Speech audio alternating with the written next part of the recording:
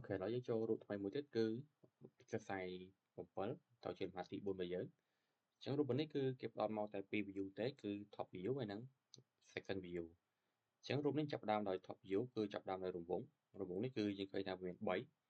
កត់ចិត្ត100កត់ចិត្ត135.6និងកត់ចិត្ត150កម្មគុណ2អញ្ចឹងចាប់ផ្ដើមគូដោយប្រើ top view ដែរ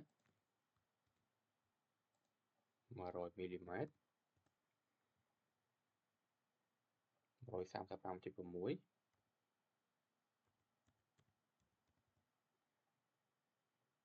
ហើយនឹង150 mm អូខេជាងខ្ញុំ verify មើលទៅតើរូបរបស់យើងគឺគូត្រឹមត្រូវតាម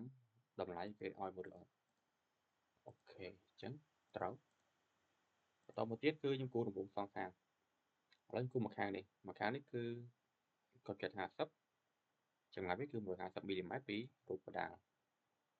ពីទីតាំង origin យើងបន្លាយវាមកអូខេ50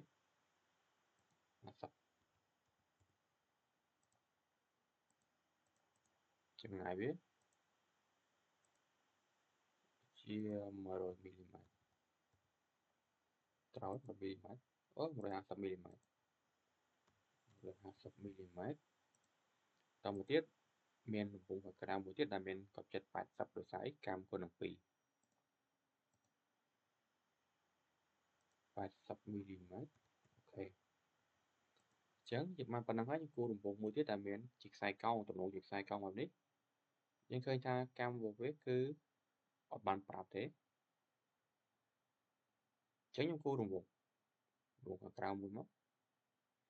អានេះដូចជាអត់បានប្រាប់កម្មរង្វង់នេះអូខេអត់បញ្ហាឥឡូវខ្ញុំសាកគូររង្វង់ធំមួយតង់សងអឺតង់សងសកល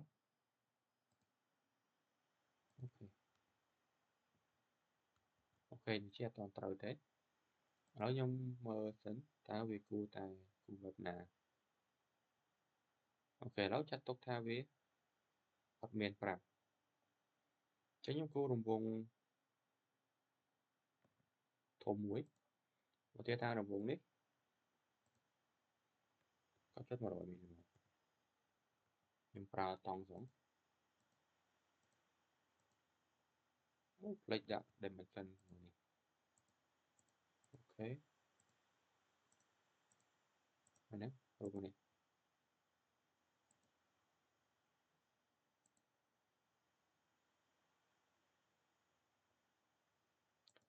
អូខេអញ្ចឹងរង្វង់នេះគឺគាត់ជិតវា150 mm ឧទាហរណ៍ដល់30 mm អញ្ចឹងខាងក្រោមនេះដូចគ្នាដែរ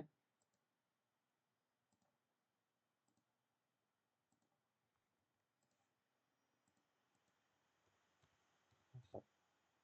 ញ្ចឹងខ្ញុំកាត់ទៅចោលគឺ trim អូខេឥឡូវខ្ញុំសល់ប៉ានេះមួយទៀតនេះគឺ20 mm កម្រាស់វាកាត់មុខនេះមុខកាត់វាអញ្ចឹងវាអត់បញ្ហាទេយើងអាចគូប៉ានេះមកចំពោះបន្តវាគឺអត់សំខាន់ទេហ្នឹងគឺទៅតើគេថារូបយើងគឺកាត់ខ្ញុំ trim វាចោលមកគឺប៉ានេះឯងអូខេឥឡូវយើងនៅម្ខាងទៀតអញ្ចឹងម្ខាងទៀតគឺអត់បញ្ហាទេខ្ញុំប្រើ mirror រើយកប្លង់ធៀបកដាលអូខេឥ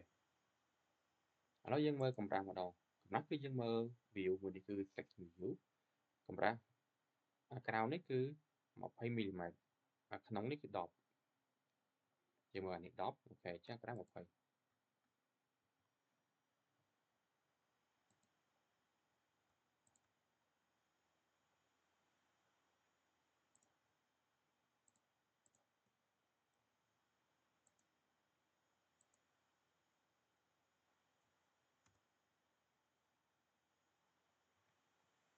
ឥឡូវដាក់ចេះវិញ20នេះចូលក្នុង10វិញអូខេប៉ុណ្ណេះអាចទទួលយកបានអូខេអញ្ចឹងរូបយើងគឺប៉ុណ្ណេះឯងបិទ PMI បិទ web អញ្ចឹង miệt rồi inspect property update ok chẳng miệt đấy cứ bay phán một mùi mến một per đôi bài thật chẳng mà thân như thầu tập bay lệ thằng bốc cứ bay ra hốc cái tuổi bay lệ thì ở trong khăn thì chẳng đủ bởi cứ tầm bằng ảnh ok